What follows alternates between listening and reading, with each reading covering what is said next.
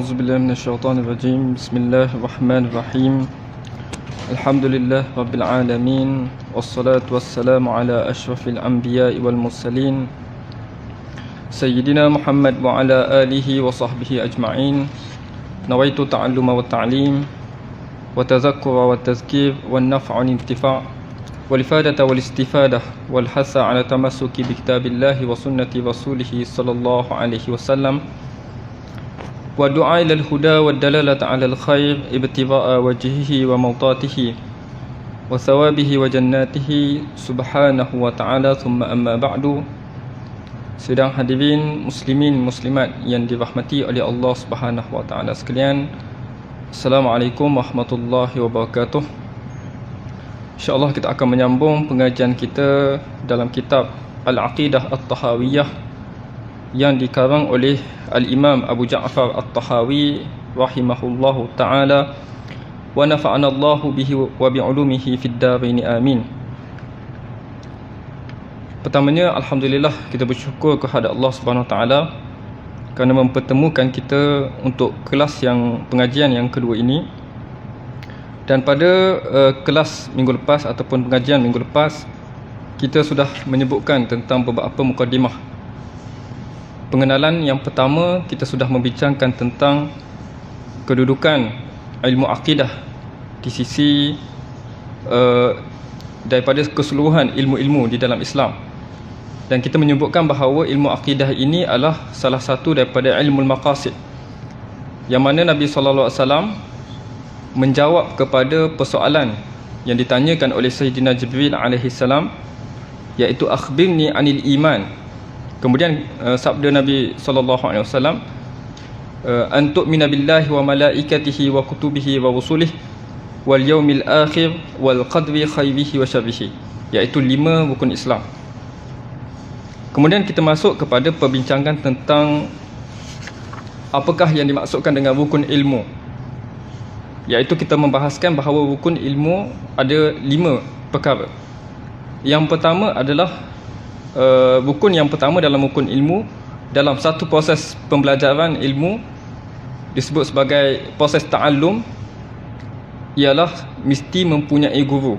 Pertama, mesti ada syekh, yang mana syekh tersebut belajar daripada syekhnya, gurunya, dan gurunya belajar daripada syekhnya, dan silsilah itu bersambung kepada, sama ada bersambung kepada pengarang kitab, dan juga seterusnya bersambung kepada Sayyidina Rasulullah sallallahu alaihi wasallam. Jadi dalam proses ta'allum dia ada 3 sanad. Kerana dari sudut sanad ni, kata para ulama, laulas sanad laqala man syaa ma syaa. Kalaulah tidak kerana sanad dalam ilmu, maka orang akan bercakap laqala man syaa ma syaa. Siapa yang dia nak siapa saja yang nak berkata-kata tentang ilmu agama, maka mereka akan berkata. Jadi dengan sanad ni kita ikat kefahaman agama itu dengan bahawa proses untuk menjadi seorang alim itu mesti melalui proses ta'allum. Dan proses ta'allum itu mestilah mencukupi rukun-rukun ta'allum, rukun-rukun belajar ilmu. Jadi yang pertama, mesti ada syekh, mesti ada guru, dan gurunya tersebut belajar daripada gurunya, dan juga hinggalah seterusnya. Kemudian rukun kedua dalam menuntut ilmu adalah murid. Murid itu ada karakteristik ataupun ciri-ciri yang menjadikan dia layak untuk belajar masuk dalam proses ta'allum. Bukan sekadar siapa-siapa saja yang boleh masuk kepada proses ta'allum. Macam kita lah, ada di universiti-universiti tetapkan karakteristik tertentu, pencapaian tertentu untuk seorang murid itu masuk ke dalam sesuatu universiti, sekolah ataupun sebagainya. Begitu juga dalam proses ta'allum, bukan siapa-siapa saja yang boleh masuk. Mesti ada kecerdikan, mesti ada sikap tamak dalam ilmu, mesti ada sikap sentiasa bertanya kepada ustaz. Jadi ada karakteristik ini masuk dalam rukun yang kedua, iaitu murid. Kemudian yang ketiga dalam rukun ilmu adalah mesti mempunyai kitab. Kita dalam belajar ta'allum ini mesti mempunyai kitab, dan kitab itu merupakan kitab minal kutub al-mu'tamadah, kitab-kitab yang muktamad. wa talaqat al-ummatu bil qabul, dan mana umat menerima kitab tersebut sebagai diterima oleh sekalian para ulama. Jadi mesti ada kitab. Yang ketiga, dalam proses ta'allum mesti ada kitab. Kemudian yang keempat, mesti ada manhaj, mesti ada metodologi untuk kita mempelajari ilmu. Contohnya di Al-Azhar Al-Syarif, kita akan mulakan dengan mukaddimah, memperkenalkan murid itu dengan Mabadi'ul Asyarah, 10 prinsip asas bagi sesuatu agama, sesuatu ilmu. Kemudian masuk kepada matan, iaitu teks-teks ringkas dalam satu ilmu. Masuk kepada syarah, masuk kepada hasyiah. Ada peringkat mubtadi', ada peringkat mutawassit, dan ada peringkat kita sebut sebagai muntahi. Jadi ada manhaj. Ini yang keempat. Dan yang kelima dalam hukum menuntut ilmu adalah bi'ah. Mesti ada bi'ah. Adanya exam, adanya soal jawab, adanya memberi pandangan, adanya munaqasyah. Itu disebut sebagai bi'ah dalam menuntut ilmu. Jadi cukup 5 syarat ini boleh dikategorikan satu penyampaian agama sebagai proses ta'allum. Adapun kalau tidak cukup salah satu daripada proses ini, tidak dinamakan ta'allum. Contohnya apa? Contohnya seorang tu membaca buku. Dia baca buku, dia kaji, tapi tidak ada guru. Itu tak dinamakan sebagai proses ta'allum. Kata Nabi SAW, innal ilma bit-ta'allum. Sesungguhnya ilmu itu didapati daripada proses ta'allum. Jadi proses ta'allum tadi tertakluk kepada 5 rukun tadi. Ada syekh, ada murid, dan murid itu ada karakteristik yang saya sebutkan tadi. Ada kitab, ada manhaj, dan juga ada bi'ah. Maka cukup 5 ni, maka proses seseorang itu melaluinya dinamakan sebagai ta'allum. Dan dengan ini juga kita boleh tentukan seorang itu sama ada dia itu boleh kita nisbahkan sebagai talibul ilmi ataupun tidak. Contoh seorang yang pergi kuliah maghrib, contohnya kuliah zuhur ataupun sebagainya, kita tengok kepada rukun-rukun ni, adakah cukup kuliah tersebut dengan kelima-lima rukun ni. Jika tidak cukup, maka itu bukan panggilnya talibul ilmi, tapi orang nak mendengar, orang pergi mendapat nasihat dan juga sebagainya. Tidak dinamakan sebagai penuntut ilmu. Dan yang keluar bukan daripada proses ta'allum tadi, tidak akan selama-lamanya tidak akan menjadi ulama. Tetapi yang menjadi ulama adalah mengikut proses tangga-tangga, ada manhaj, dan itulah akan keluar menjadi ulama. Adapun untuk menjadi kita sebut sebagai wa'az, penceramah, sebagai da'i atau sebagainya, itu boleh dengan cara tadi. Tapi untuk betul-betul menjadi ulama, kena lalu proses disebut sebagai proses ta'allum.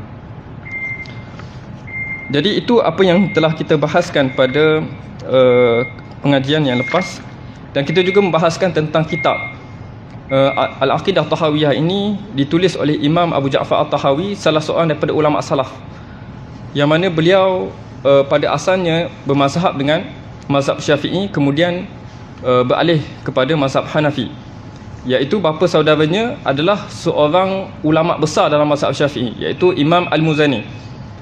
Imam Muzani adalah anak murid kepada Imam Asy-Syafi'i dan penulis kitab yang mengumpulkan akwal-akwal Imam Asy-Syafi'i di dalam kitabnya Mukhtasar Al-Muzani. Menjadi kitab induk selepas daripada kitab Al-Um oleh Imam Asy-Syafi'i, dikhulasahkan oleh Imam Al-Muzani. Kemudian datang seterusnya, iaitu Imam Al-Haramain, dia tulis kitab Nihayatul Matlaq oleh Imam Ajwaini, mengumpulkan kembali kitab-kitab pandangan-pandangan para ulama ashab Syafi'i dan juga sebagainya. Kemudian seterusnya kepada ulama-ulama yang peringkat yang seterusnya. Jadi Imam Abu Ja'far At-Tahawi ini adalah anak saudara kepada Imam Al-Muzani tadi. Cuma dalam satu kisah yang saya sebutkan pada pengajian sebelum ni, ada satu kisah Imam Abu Ja'far At-Tahawi ini dia tersilap buat satu perkara lah.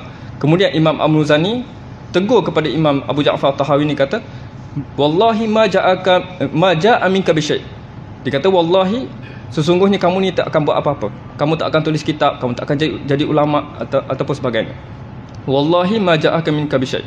Kemudian Imam Abu Ja'far Tahawi ni mungkin bahasa kecil hati, kemudian dia pergi belajar dengan imam dalam mazhab Hanafi, dan kemudian tafaqaha fihi, menjadi imam dalam mazhab Hanafi.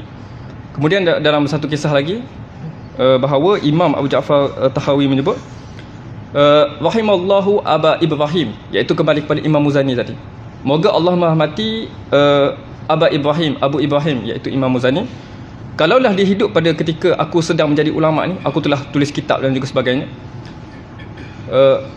la kaffara an yaminihi, sesungguhnya dia akan membayar kafarah kepada sumpah yang dia lakukan. Jadi Imam Abu Ja'far Tahawi ini adalah seorang ulama besar di dalam akidah, dalam ilmu hadis dan juga sebagainya, dan dia antara ulama salaf sebab dia lahir pada 239 Hijrah dan wafat pada 391 Hijrah.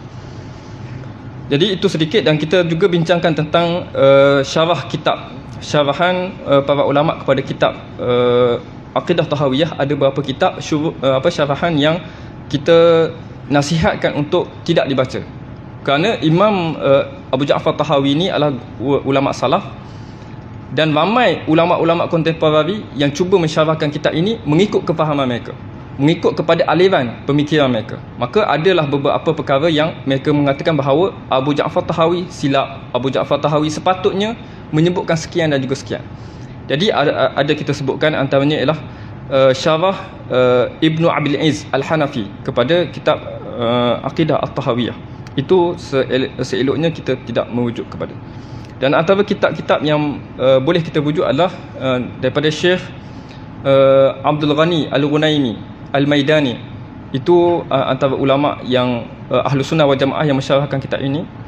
Dan antara kitab kontemporari yang perlu kita rujuk juga adalah kitab Asy-Syarhul Kabir oleh Syekh Sa'id Abdul Latif Fudah, ulama Jordan yang masih hidup hingga hari ini.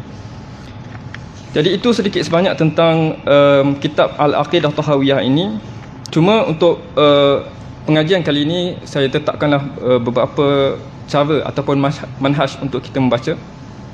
Yang pertamanya, apabila kita membaca kitab ini, kita nak memfokuskan tentang bagaimana kita dapat menggambarkan tentang akidah Islam yang sebenar.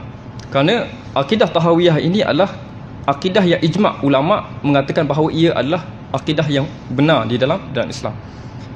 Jadi yang pertama, kita nak fokuskan kepada perbahasan akidah di dalam kitab ini. Kerana kalau kita tengok kepada syarah, tengok kepada hasyiah dan juga sebagainya, ada perbahasan lurah, ada perbahasan berkait dengan fiqh dan juga sebagainya. Kita letakkan tepi, kita fokuskan kepada apa yang dibahaskan oleh Imam Tahawi berkaitan dengan akidah. Dan yang kedua juga adalah kita nak daripada pengajian kita ke dalam di dalam ilmu tauhid ini adalah mendapat apa yang disebutkan oleh para ulama al-ilmu anillah. Apabila bertambahnya ilmu kita, maka kita bertambah dekat dengan Allah Subhanahu Wa Taala. Apabila bertambahnya pengetahuan kita kepada Allah Subhanahu Wa Taala, maka bertambahnya ibadat kita dan juga taqarrub kita kepada Allah Subhanahu Wa Taala.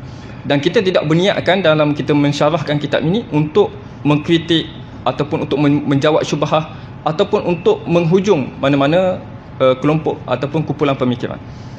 Sebab sebagai satu asas bagi proses ta'allum adalah kita nak membina tasawur terlebih dahulu. Adapun untuk merat, untuk mengkritik, untuk menjawab syubhah-syubhah itu adalah peringkat yang kedua. Jadi kita masih pada peringkat yang pertama. Kalau ada syubhah-syubhah tersebut, mungkin kita akan bahaskan selepas daripada pengajian. Adapun pengajian ini kita nak fokuskan kepada perkara-perkara asas untuk mengetahui secara umum tentang akidah Ahlus Sunnah wal Jamaah yang sebenar. Jadi yang pertama ialah kita nak tahu ma'rifatullah ataupun al-ilmu anillah, dan kita tinggalkan segala berkaitan dengan percanggahan pendapat yang berkaitan dengan khilaf dan juga sebagainya. Seperti mana yang kita tengok pada hari ini, orang apabila kita masuk dalam bidang ilmu tauhid, tidak akan menyentuh kepada isu-isu yang sensitif, isu-isu yang kontroversi, maka tidak akan termasuk juga dalam perbahasan tersebut. Tetapi yang nak kita menjadikan tujuan utama dalam kita mempelajari kitab ini adalah kita nak beramal hasil daripada kefahaman kita, hasil daripada pembelajaran kita ini, iman kita bertambah dan juga amal kita juga bertambah. Seperti contohnya yang pernah ditegur oleh ketika di Azhar, contohnya kita membincangkan tentang hadis Nabi Allah Subhanahu Wa Taala turun ke langit dunia pada 1/3 malam, iaitu dalam dalam hadis tu Rasulullah sallallahu alaihi wasallam menyebut, yanzilu rabbuna tabaraka wa ta'ala kulla lailatin ila sama'id dunya. Pada setiap malam Allah Taala akan turun ke langit dunia. Hina yabqa sulusul laili, pada ketika waktu itu adalah berbaki 1/3 malam. Sulusul laili al-akhir yaqulu, kemudian Allah Taala berfirman kepada manusia sekaliannya, man yad'uni fa astajibulah, siapa yang nak berdoa kepada aku maka aku akan mustajabkan doanya. Man yas'aluni fa'uti, siapa yang meminta kepada aku akan beri. Man yastaghfiruni fa'aghfirulah, siapa yang meminta keampunan kepada aku akan ampunkan dia. Jadi kita para ulama ataupun para asatizah berbahas tentang nuzulullah, bagaimana Allah Taala turun. Adakah kita nak katakan Allah Taala turun daripada arasy ke langit dunia ataupun sebagainya? Maka perbahasan itu adalah perbahasan yang mengangkumi isu-isu sensitif dan juga sebagainya. Cuma apa yang saya nak tekankan sebelum kita masuk kepada perbahasan sebenar kitab ini adalah, apabila kita berbahas tentang isu itu, kita lupa mesej utama yang dibawa oleh hadis tersebut. Sebenarnya hadis tersebut nak menyuruh kita bangun pada waktu malam. Kita apabila kita baca hadis, kita nak bahas dari sudut ilmu nahwu, ilmu saraf, ilmu akidah, tiba-tiba kita tidak mengamalkan hadis tersebut. Berbincang dengan panjang lebar, tiba-tiba kita tidak bangun malam untuk melaksanakan apa yang dianjurkan dalam hadis ini. Jadi yang pertama, sebelum kita nak membawa kepada perbahasan yang khilafiyah ataupun sebagainya, kena fokuskan kepada membina iman dan kemudiannya ialah menambah amal. Itu adalah lebih penting sebagai kita sebagai orang awam, untuk menambah iman juga memperbanyakkan amalan. Jadi itu sebahagianlah apa yang nak dijadikan maqasid utama dalam pengajian kita, perbahasan kita secara bersama ini. Jadi insya-Allah kita akan bacakan kitab Al-Aqidah At-Tahawiyah. Qala musannif rahimahullah wa nafa'ana Allahu bihi wa bi ulumihi fid dharain amin. Bismillahirrahmanirrahim. Alhamdulillahi rabbil alamin. Qala 'allamatul hujjatul islami Abu Ja'far Al-Warraq At-Tahawi bi Misra rahimahullah. Jadi yang pertama, para musannif rahimahullah mulakan dengan bismillah. Cuma dalam syarahan ada menyebut, antaranya adalah Al-Ghaznawi menyebut ini adalah tambahan daripada penyalin kepada kitab ni, bukan daripada Imam Tahawi. Kenapa? Kerana disebut qala allamatu hujjatul Islam. Jadi kata Al-Ghaznawi dalam syarahnya, Imam Abu Ja'far Tahawi tidak tulis perkataan ini, tapi ditulis oleh anak murid ataupun penyalin kepada kitab ini. Jadi dalam penggunaan laqab ini, dia tidak digunakan oleh Imam Abu Ja'far Tahawi, tetapi ditulis oleh anak muridnya sebagai satu syahadah, sebagai satu pengakuan terhadap gurunya, iaitu Imam Tahawi. Dan kata Syekh Al-Ghaznawi dalam syarahnya juga, jika diandaikan, katakanlah kalam ini betul daripada Imam Tahawi, Imam Tahawi kata qala allamatu, merujukkan kepada dirinya sebagai allamah, hujjatul Islam, maka jika dinisbahkan kepada Imam Tahawi, maka ini adalah dalam satu bab at-tahaddus bi nikmatillah, menceritakan tentang nikmat Allah yang Allah Taala berikan kepadanya. Seperti mana dalam surah Duha Allah Taala sebut, wa amma bi ni'mati rabbika fahaddits, dan apa jua nikmat yang Allah Taala berikan kepada kamu, maka sebutlah. Jadi kalaulah diandaikan kata-kata ini oleh Imam Tahawi sendiri, maka itu adalah mimbabi tahaddus bi ni'matillah. Tapi yang sebenarnya adalah ini kalam daripada penyalin kitab ataupun anak murid kepada Imam Tahawi. Sebab dikata qala allamatu, berkata al-allamah hujjatul Islam Abu Ja'far At-Tahawi di Misra, di Mesir. Imam Tahawi ini nisbah kepada satu qaryah ataupun satu kampung Toha di Su'aid, Mesir. Maka dinisbahkan kepada Imam Tahawi, dan juga Imam Tahawi ini meninggal dunia di Mesir rahimahullah. Dan kemudian berkaitan dengan penggunaan laqab tu, iaitu Imam Tahawi menyebut bahawa Al-Allamah itu adalah kita sebutkan sebagai satu uslub daripada kita nak memberikan ta'dil kepada Imam Tahawi. Imam Tahawi ni adalah seseorang yang menjadi rujukan yang boleh dipercayai di dalam periwayatan hadis, dalam ilmunya dan juga sebagainya. Berbeza dengan sekarang, seperti mana yang disebut oleh Syekh Said Abdul Latif Fudah, kita beri nama ustaz, PU ataupun da'i atau sebagainya, mudah saja. Tapi kalau dulu ni, kalau betul-betul imam itu diiktiraf, barulah sebut Al-Allamah. Tapi sekarang ni sudah buka pondok sikit, kita panggil tuan guru. Mengajar sikit, kita panggil ustaz dan juga sebagainya. Maka laqab yang digunakan pada hari ini tidak sama dengan laqab dahulu, zaman dahulu. Dulu ada, masih lagi dalam zaman yang kita sebut sebagai al-jarh wa ta'dil. Orang beri komentar tentang keadilan seseorang, tentang hafazan seseorang dan juga sebagainya, untuk memberi makluman kepada generasi seterusnya tentang siapakah orang tersebut. Tetapi sekarang ni, kita anak murid dia, kita beri nisbah yang macam-macam, al-allamah, al-faqih, al-usuli. Sedangkan boleh jadi orang yang tu tidaklah selayaknya mendapat nisbah tersebut. Jadi apa yang disebutkan di sini adalah nisbah yang selayaknya bagi Imam Tahawi, kerana mereka hidup pada zaman salaf. Pada zaman salaf yang mana masih lagi terjaga laqab-laqab tersebut. Tak beri kepada ustaz-ustaz sebagai allamah, hujatul Islam, tidak. Orang yang betul-betul menjadi rujukan barulah diberikan dengan laqab-laqab seperti tersebut. Jadi ini adalah kalam daripada penyalin kitab ataupun anak murid kepada Imam At-Tahawi. Kemudian kata musannif rahimahullah, hadza. Hadza maksudnya apa? Ini. Ini, apabila Imam Tahawi sebut ini, jika sekiranya disebut ini itu sebelum dia tulis kitab, maksudnya apa? Hadza itu zihniyun. Maksudnya kitab yang dia nak tulis tu dah ada dalam kepala dia. Dia tak tulis lagi. Jadi disebut hadza, maksudnya mewujudkan kepada al-musyawir ilahi zihniyun, kembali kepada di dalam akal dia. Iaitu dia nak tulis tu, dia dah tahu dah tergambar dah dalam fikiran dia perkataan, susunan dan juga sebagainya. Tinggal nak tulis lagi, nak terjemah ke dalam bentuk buku. Tapi kita sekarang ni beza. Kita tulis dulu, barulah kita tulis mukadimah. Kita cari dulu, cari rujukan, susun rujukan.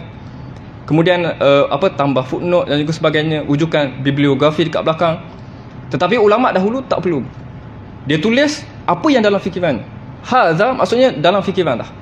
Dia tulis hadza adalah menunjukkan bahawa segala permasalahan dalam ilmu tersebut sudah ada dalam kepalanya, tinggal lagi untuk dia terjemahkan di dalam bentuk tulisan untuk sampaikan kepada generasi yang seterusnya. Hadza zikru bayani aqidati ahli sunnati wal jamaah. Maka ini adalah satu matan, ini adalah satu kitab untuk menerangkan. Hadza zikru bayani. Apa maksud bayan? Bayan adalah penjelasan. Apa lawan kepada penjelasan? Adalah mujmal, ringkasan. Jadi kata Syekh Said Fudah rahimahullah, hafizahullah, bahawa zikru bayan, apabila sebut bayan itu, maka itu apa yang tertulis dalam kitab ni, itulahnya. Itulah yang terperinci. Tidak boleh ditambah, tidak boleh dikurang kecuali dengan dalil. Ada para syurah kepada kitab ini, ada dia mengatakan bahawa tidak sepatutnya Imam Tahawi kata sedemikian, patutnya ditambah lagi tafsir. Itu kena datangkan dalil. Bahawa kena tambah tafsir itu adalah satu dakwaan yang perlukan kepada dalil. Kerana Imam Tahawi sendiri sebut hadza zikru bayan. Aku sebutkan penjelasan yang jelas. Bayan ini adalah kepada sesuatu yang mujmal, lawan kepada sesuatu yang mujmal. Jadi apa yang tertulis dalam kitab ini, itulah yang Imam Tahawi nak sebutkan. Tidak ada takwil yang lain. Tidak ada takwil yang lain. Jadi kata para ulama, hadza zikru bayani aqidati ahli sunnati wal jamaah, iaitu pada menerangkan tentang akidah ahlu sunnah wal jamaah. Jadi kita masuk kepada apakah yang dimaksudkan dengan ahli sunnati wal jamaah. Jadi dalam perkataan ahlu sunnati wal jamaah ada 3 suku kata ataupun 3 perkataan. Ahlun, as-sunnah dengan al-jamaah. Kata salah seorang daripada syurah kitab ini, ahlun adalah mulazimun li syai', seseorang yang ataupun seseorang yang berpegang ataupun lazim dengan sesuatu. Jadi ahl kat sini adalah sesuatu, orang yang berpegang dengan sesuatu, iaitu disebut ahlu sunnati. Ahlu sunnati. Dan sunnah ini mungkin ada dalam kalangan kita tertanya, kenapa disebut ahlu sunnah? Mana Al-Quran? Kenapa tak disebut ahlul Quran wa sunnah wal jamaah? Jadi apa yang nak disebutkan ahlu sunnati wal jamaah ini adalah lawan bagi ahlul ahwa wal bid'ah. Golongan-golongan yang mendahulukan hawa nafsu dan juga mendahulukan perkara-perkara bid'ah. Jadi ahlu sunnah tu adalah sunnah itu bukan mewujudkan kepada hadis-hadis ataupun hadis-hadis Nabi semata-mata, tapi menunjukkan bahawa maka alaihi Nabi sallallahu alaihi wasallam wa ashabuh, apa yang Nabi sallallahu alaihi wasallam berada di atasnya dan juga para sahabatnya, itu masuk sunnah. Bukan maksud sunnah itu adalah semata-mata hadis, tetapi maka alaihi Nabi sallallahu alaihi wasallam wa ashabuhu wa dalla alaihi sawadul a'zam. Dan mana golongan ini adalah golongan yang menjadi majoriti, sebut sebagai sawadul a'zam. Jadi ahlu sunnah wal jamaah ini adalah golongan yang mengikuti apa yang dibawa oleh Nabi Muhammad SAW dan juga para sahabatnya, dan mereka ini adalah majoriti umat Islam. Mereka ini adalah majoriti umat Islam. Jadi itu secara ringkas tentang akidah ahlu sunnah wal jamaah. Dan kata Imam Az-Zabidi dalam kitabnya Ittihaf As-Sadah Al-Muttaqin, apabila diitlakkan disebut ahlu sunnah wal jamaah, fal muradu bihim al-asyairatu wal maturidiyah. Apabila disebutkan ahlu sunnah wal jamaah, maka maksud yang dimaksudkan dengan ahlu sunnah wal jamaah itu adalah golongan al-asyairah dan juga golongan maturidiyah, iaitu yang mengikut kepada Imam Abu Hasan al-Asy'ari dan juga kepada Imam Abu Mansur al-Maturidi. Maka itu adalah disebut sebagai akidah ahlu sunnah wal jamaah.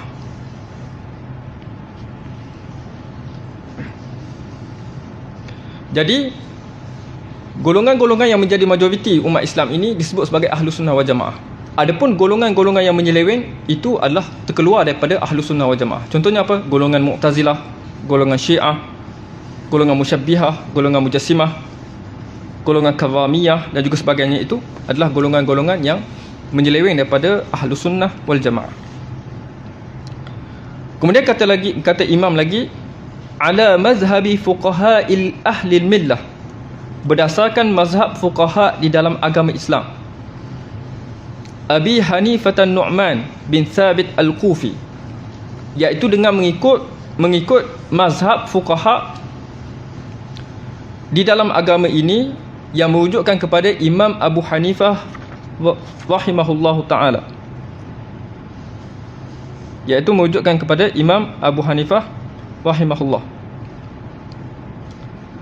Jadi dalam apa yang kita sebutkan ni adalah Imam At-Tahawi hendak menerangkan akidah Islam ini berdasarkan kepada cara ataupun tariqah Imam Ahmad bin Hanbal, Imam Abu Hanifah.